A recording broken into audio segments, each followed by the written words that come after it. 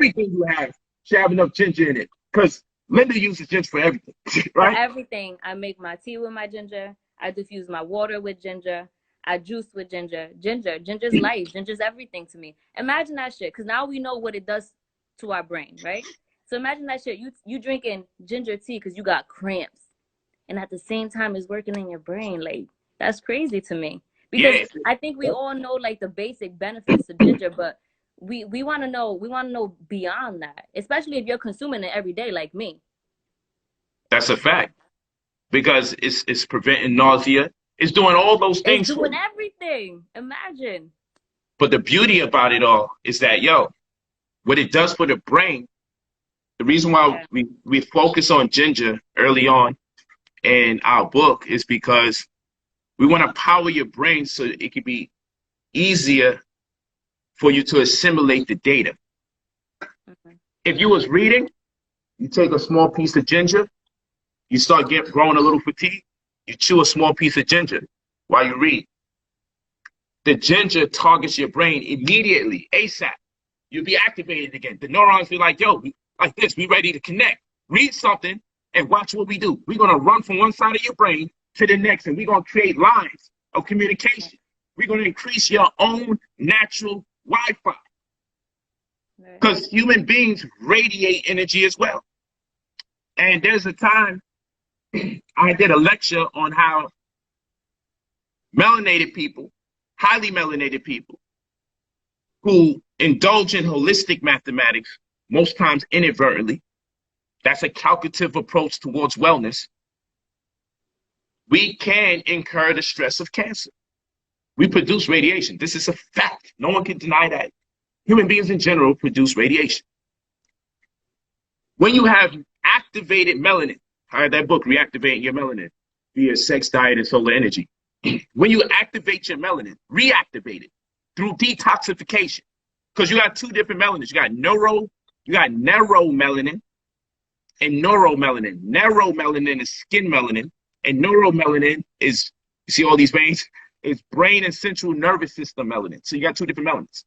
And you got to detoxify the brain and central nervous system melanin. Okay? So you can be super dark on the outside, but your organs can be melanin recessive on the inside.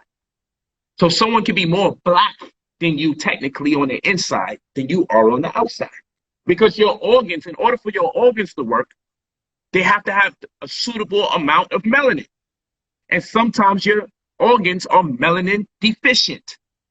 How do you approach that? That's another conversation for another time. Would be wild. But let me do this. When you reactivate your melanin by making sure you're no longer the subject of DNA damage, you start emanating a bunch of radiation. Why? What your melanin does, let's look this up. You got eumelanin. What your melanin does is it absorbs light and keeps it there for when you need it for different circumstances and time.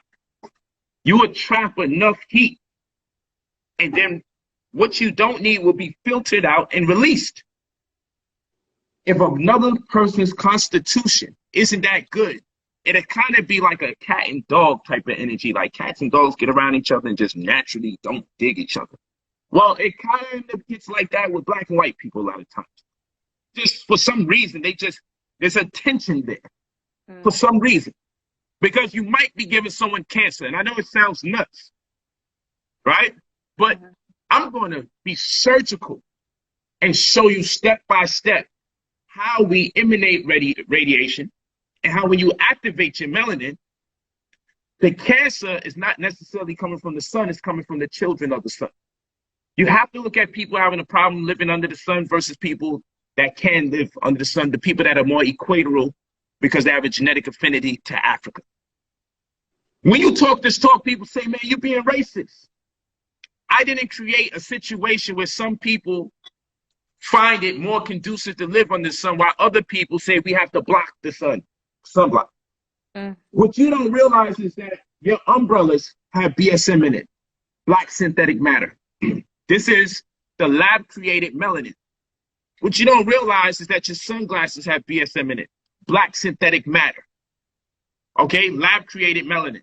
What you don't realize is Materials can't leave planet Earth, like spaceships and satellites, unless they're coated with black synthetic matter. This is called BSM. So I start to ask a question, because you have what's called the Van Allen's belt, which is a thick layer of plasma that sets anything ablaze that's attempting to interpenetrate it to leave planet Earth. Mm.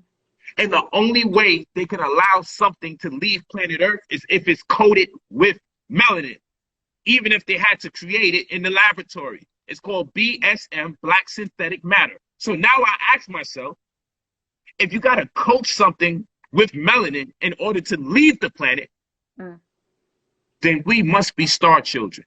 See, I don't be getting into this conversation with people, but this is what the juice information is going to do.